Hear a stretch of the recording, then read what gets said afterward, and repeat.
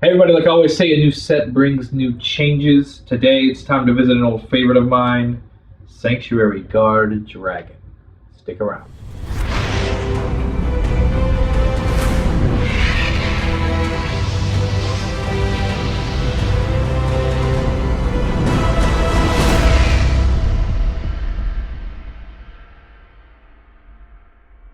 Hey everybody, today we are talking about Sanctuary Guard Dragon, one of the most devastating decks to ever enter Vanguard, but has been weakened a little bit, but it can still be played, and if you're out there trying to play it, you're going to need to know how to go. So let's start.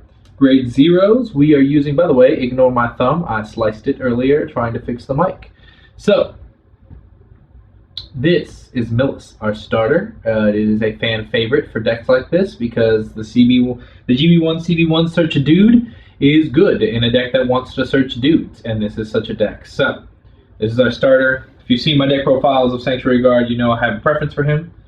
We're going to go into trigger lineup first. We run 1, 2, 3, 4 Flogals. We run 4 Flogals because Flogal is Flogal. We're using the Blaster Engine. The Blaster Engine needs Flogal to go off. Any more explanation than that is unnecessary, I think. Next, I run 4 of the Jewel Knight Crit.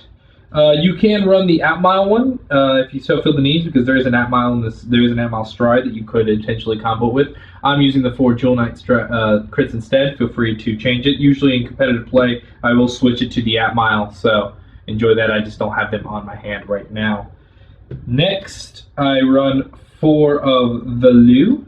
I like the Lou because I like the art, and it just looks nice. So, and it's 12 crit, so I might as well just throw whatever crits I'm feeling in there.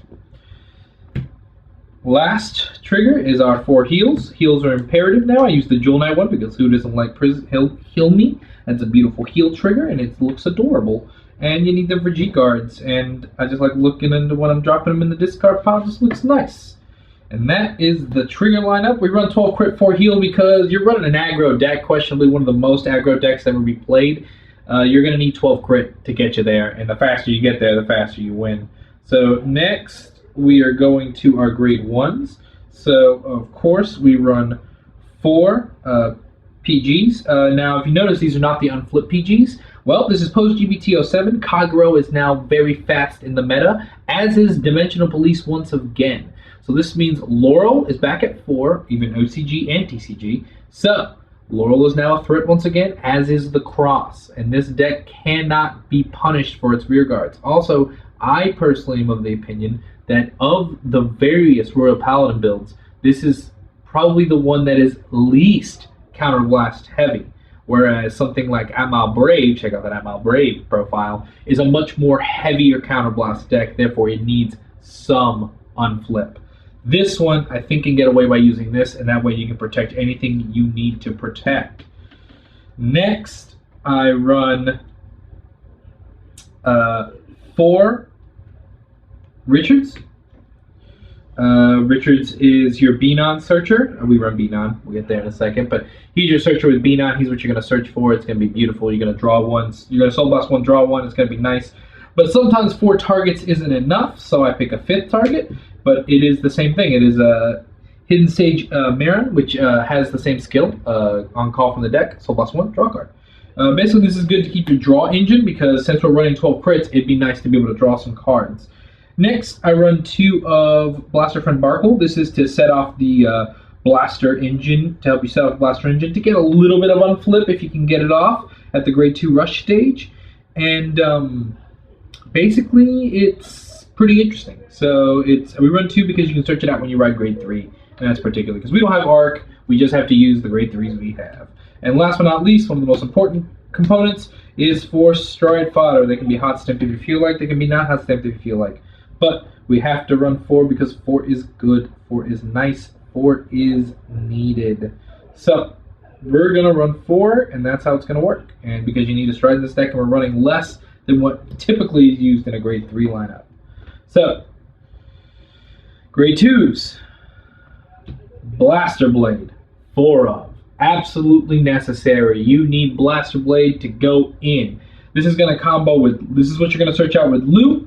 This is what's going to stand up when you got the Flogal. This is what's going to flip you with the Blaster Friend Barcgal. This is what's necessary to go off.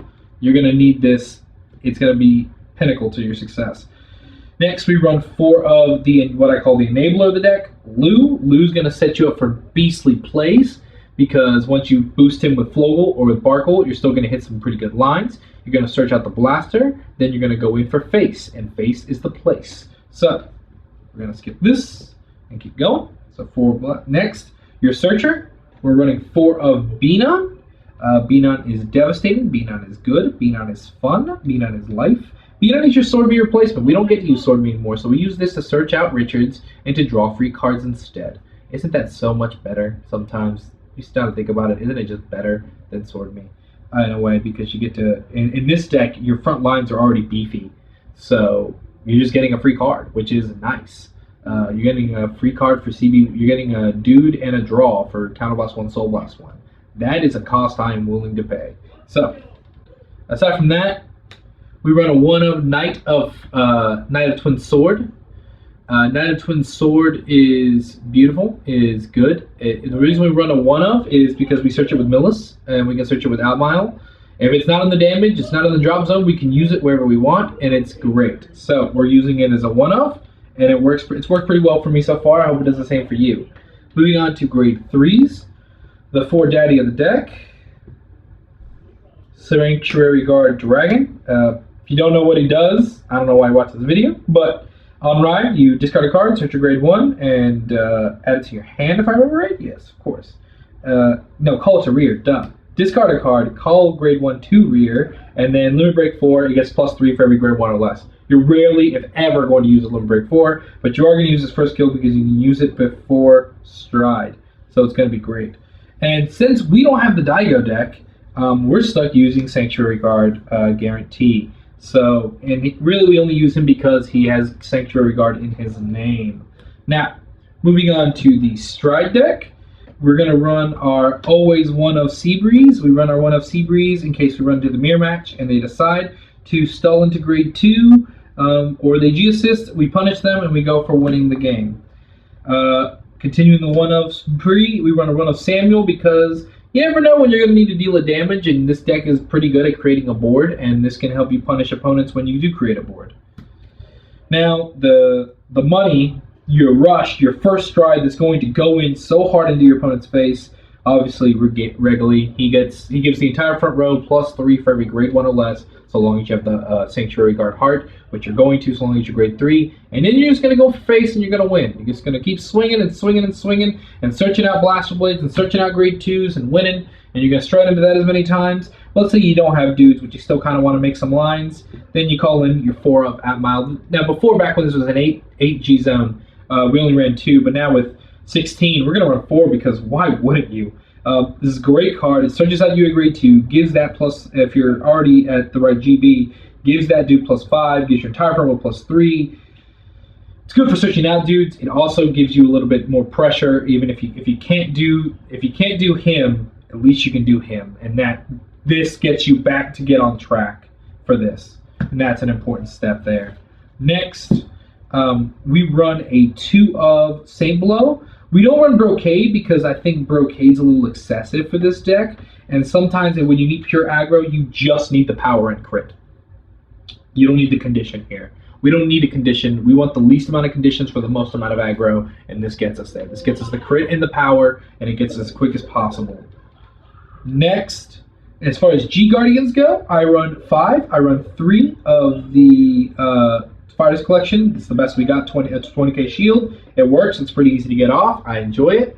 We run a 1 of Screw You because the 1 of, it's an extra 10k. It's your only way to get an extra 10k, and it's pretty solid choice. And last but not least, we run the 1 of Dismal to protect our Lose, to protect our Blaster Blades, to protect our 1 of Knight of Twin Sword, and to protect against G-Police. That's really the G-Zone. Now, the reason I sprinted through this is because it's pretty much what I used to run before, minus the G-Expanse stuff. But the question I bet you're wondering involves the grade 2s. So, if I have the grade, just to answer you this question, should you stall at grade 2 or should you not?